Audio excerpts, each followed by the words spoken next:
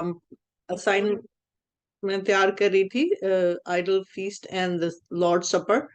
तो उसमें जो खुदा का कलाम हमें रिवील करता है कि हम जानते हैं कि पौलुस रसूल उसका पहला खत, उसका 10वां बाब, उसकी 14 वर्स से लेकर हम पढ़ेंगे 22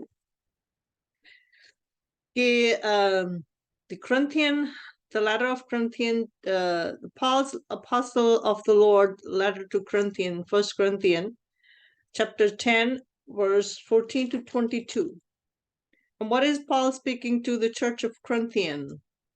And we all know that before they transformed being Christians, they were pagans, they were idol worshippers, and they were much more. It was like all Greco-Romans and pagans people. They had no contact with the Lord whatsoever, and they don't know the covenant of the Lord. They are the newborn baby. So Paul is speaking to them. So they were still, I would say, not completely spiritually and not within to the Lord. They were newborn babies. So Paul is speaking to them. You know, how we keep the Lord's suppers holy and the idol worship, can we keep it separate? So idol feast and the Lord's Supper, because they were mingling all together.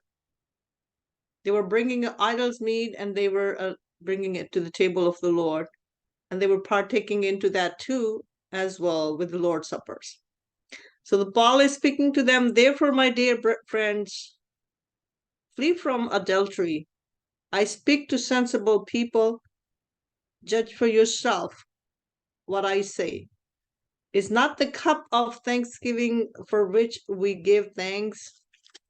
Paul is asking them a question, but it's an inquiry way that whether they know or not, because he knows what is their maturity level is.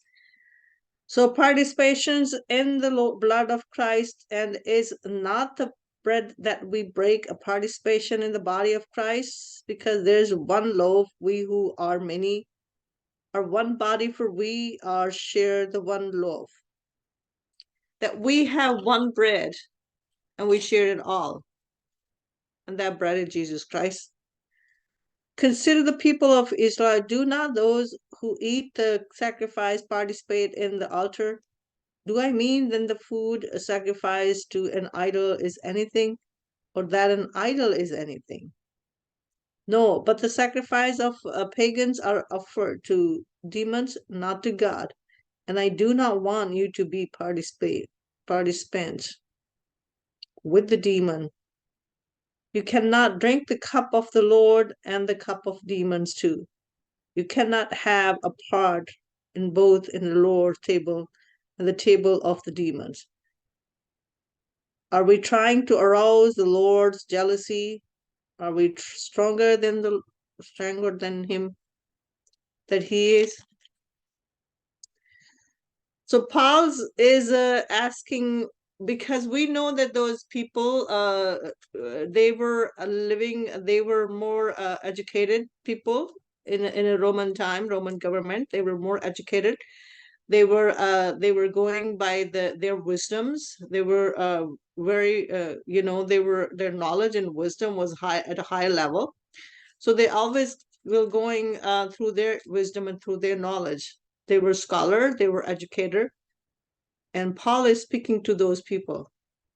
But they are the new congregation in the church of Corinthian. And the Paul is saying to them, he's asking them a question, because when he saw some people, they are doing these things, willful, or some people, they didn't even have a respect for the gospel or respect for the God. So there was always problems, because it was not an easy battle, for a spiritual battle for Paul. I always say Paul is like he is the instrument of the Gentile, because he was educated and was the teacher of the laws too, before he became Pharisee. So Paul is saying that, answering about idol feasts and the Lord's Supper, he's saying these are the two different pathways of belief. And you should flee from the adultery, because you should get off from that and get off from this This is not right, because you are doing unrighteous and righteous. You trying to stay into the righteous side, but then you also want to do the unrighteous things too. And you only receive the righteousness through the Lord Jesus Christ by believing and partaking into his supper. And I'm trying to pull you all from there because God is so merciful and so graceful to you that he wants me to come to you and preach the gospel. You should leave those idol worshiping, because eating the food from the idol, it is such like you are worshiping the demon, or you are worshiping the devil, which is the Satan. And we are trying to get out from there, and I'm helping you. You need to leave that and come onto the righteousness side, because these are the two pathway of the belief, which is the righteous and unrighteous. Choose one. You are a sound-minded people. You are educated. You are wise, but with manly wisdom. You need to think about that.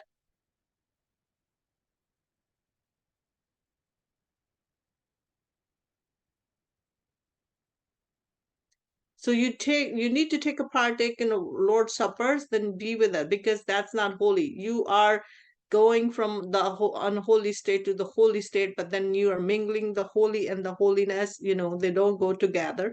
So you need to you need to think logically and feel logically that what is this a right thing to do it, that you are partaking into the Lord's Supper, and also into you going also on the other side. When you leave from here, you're going and taking a partaking into the idol feast as well.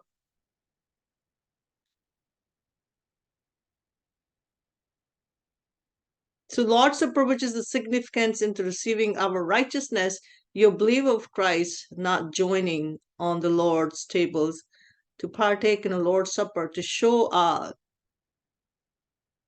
because this is what the Christian's ordinance is. When they're partaking into the Lord's Supper, it is essential, it is must for a Christian. There's two ordinance. There's a baptism ordinance, and there's a partaking into the Lord's Suppers. These are the two mandatory ordinance of the Christians for the faith. Because when you partake into the Lord's Supper, and when you fulfill this, when you are gathered, fulfill this the ordinance of the Lord, which is the Lord's Supper, you confess the faith in the Christ who was crucified. We confess the faith in Christ, that the Jesus Christ, we confess his crucifixion by doing the Lord's Supper. Giving gratitude to him for his salvation. We thank him for his salvation, that he brought it to us by giving his body and blood onto the cross. That is the Lord's Supper, and that's the Christian's ordinance. You cannot be pagan and the Christians both at the same time. You cannot be Gentiles. When we say Gentiles, they were pagan.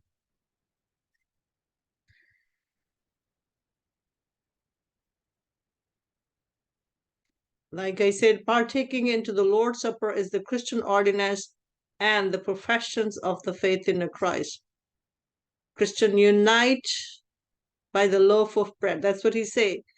We, in the Christ, we gather all together on a one loaf of bread by confessing the crucifixions of the Lord, which is the salvation for us. In the human body and spiritually, all we become the body of Christ. And in the body of Christ, to incarnated Christ through the Holy Spirit.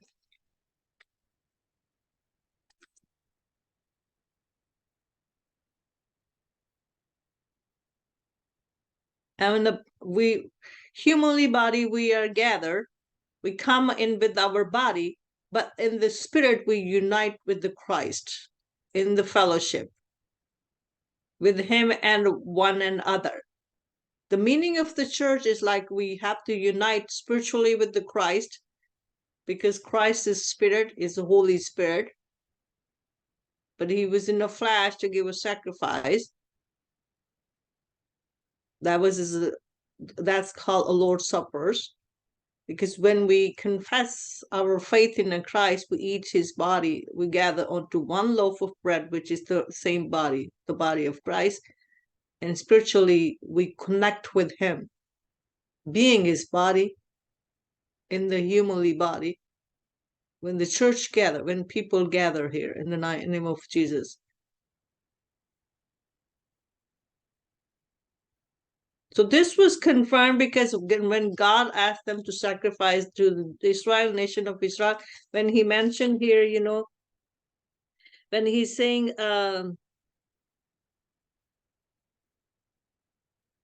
consider the people of Israel, do not those who eat the sacrifice participate in the altars? Do I mean then the food sacrifice? So he's saying the nation of Israel were gathering onto the altar in the sacrifice altar and eating, gathering all together and worshiping and praising the Lord, being one holy nation of the God and eating the sacrifice food. He said, do I mean then the food sacrifice on the idol is anything? Because it's nothing. It's just fake. It's just fake. People are still on idol worshiping. I was watching. I shared the movie to you guys yesterday, and you must watch those people who were searching for true God, and they met Jesus Christ. They found the true God, who is Jesus Christ. The Muslims. They went into Makkah. The scroll I sent you, she was all kept there, and then on her own mode, it came, because it's a biblically, they said that the last day the deceiver will come and deceive many, and that is the Antichrist. And she said, I told my mom and dad, they took me for Umrah, and then I saw they were kissing the stone.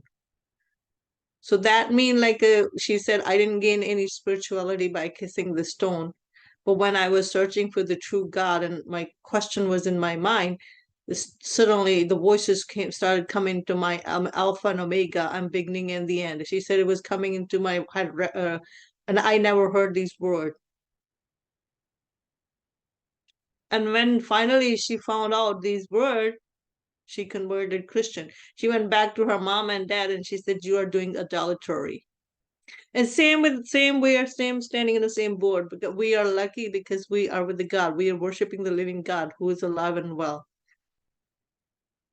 who's Alpha and Omega, life and resurrections, who is Alpha and Omega, who's the keeper and who's the creator, keeper, and sustainer. And that is a Jesus Christ who forgives our sin, who transformed us spiritually. We feel peace and we feel worthy.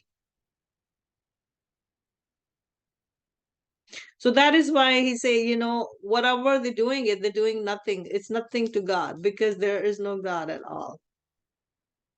And there's so many other things are revealing, but we should be happy and we should be praised for that. We should stay in a peace, because we stand firm and stay because we are on the right path. We are the righteousness of God. We are on the right path through the Lord Jesus Christ with the Father in heaven.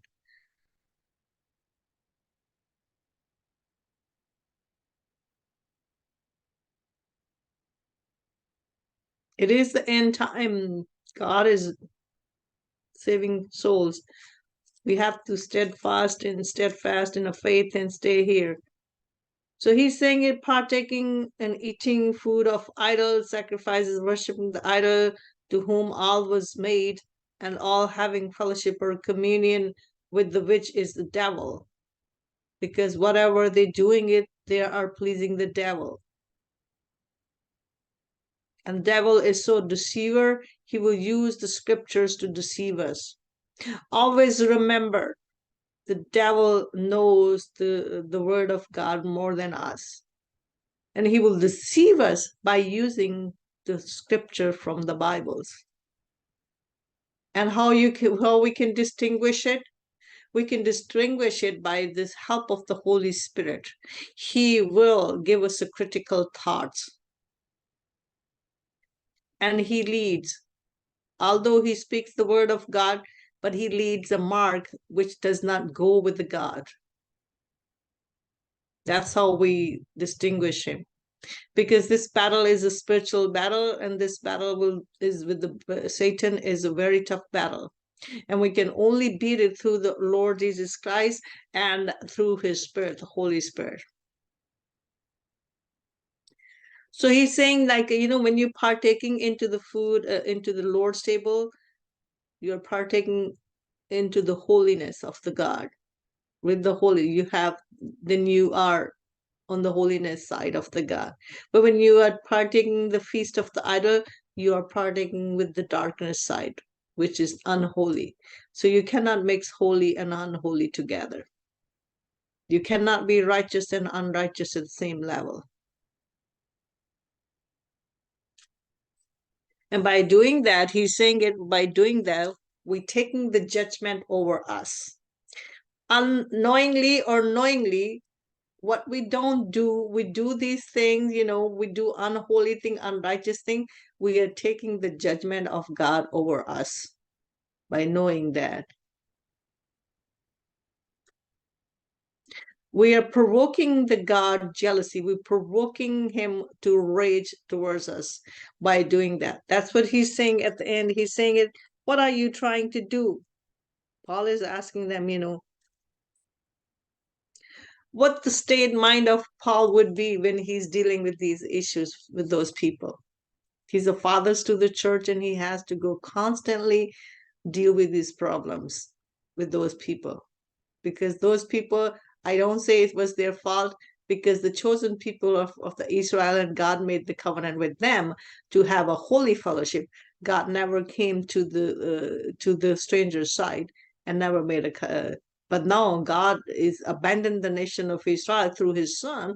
And then now, because they were not obedient to God enough for fulfilling the problem, the plan of the gods of the salvation among the other nation, the God has to take a charge into his own hand. And then he chose the Gentiles who were not known to God's covenant, who were the idol worshiper pagans, and who were living such a demonic life.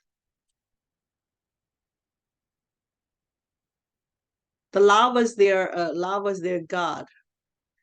They were taking their brethren and every single dispute into the courts to resolve it. They were rich. They were highly educated. They had a manly wisdom. But one most important thing, they didn't have a gods in their covenant. So now these two total things, now they are stepping in by receiving the Lord Jesus Christ, they are stepping into the other side, which is the holy side. So they are coming from unholiness towards the holy side. So he's trying to keep them in a holy by distinguish what is the difference between the idol feast and what is the difference between the Lord's Supper. So he's saying, by you are worshiping a demon and you are giving thanks to him when you're eating the idol's feast. Are we trying to arouse the Lord's jealousy by doing that? Are we stronger than him? That means like we are not stronger than God, because God controls everything. So by doing that, God is so patient. Don't try his patience. You're trying to arouse him to the rage and jealousy. And we know that, what God will do, because we are taking the God judgment and wrath of God upon us by doing that. That's what he's saying. We are coming into we're leaving the eternal death by receiving the Lord Jesus Christ and having a faith unto him. We're receiving, the other word, we received the eternal life. And then you cannot keep your feet on the two boards, eternal death and eternal life.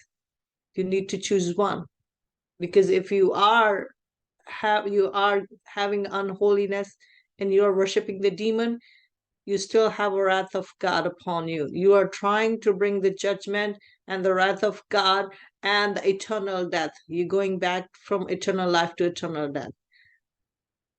So he's saying it, this is not right.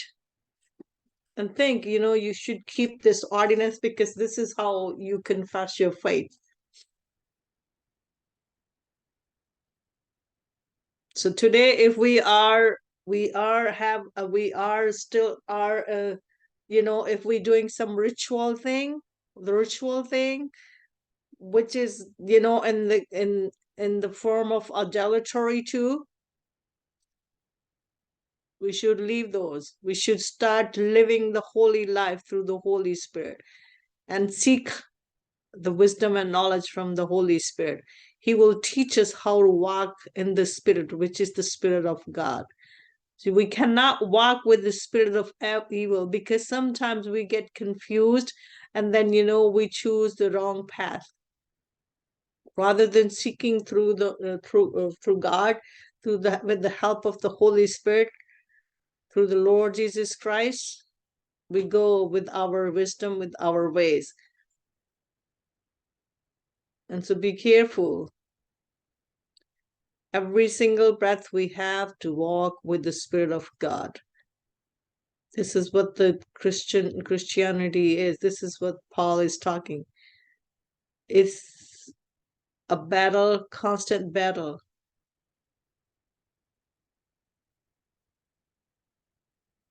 When we receive these all titles in the Lord Jesus Christ, we have to keep it, we keep it and keep it maintained with Him.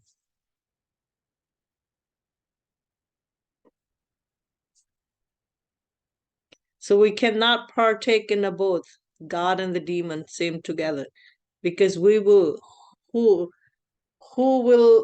whose fault will be that when we go in hell? It's our fault, because God has done it and He has showed us the right path, which is His Son, Lord Jesus Christ.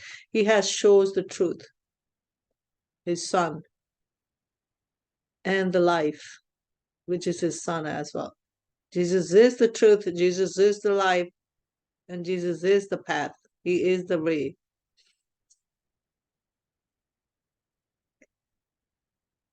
So when we partaking into the Lord's Supper, we are following His ordinance, His last command, that do that in remembrance of me until I come back. So we have to, in the remembrance, by confessing our faith, we have to follow these two ordinances. Otherwise, we are not Christians. Partaking into taking the baptism in the Father, Son, and the Holy Spirit, and taking partaking in His supper, and keep it holy.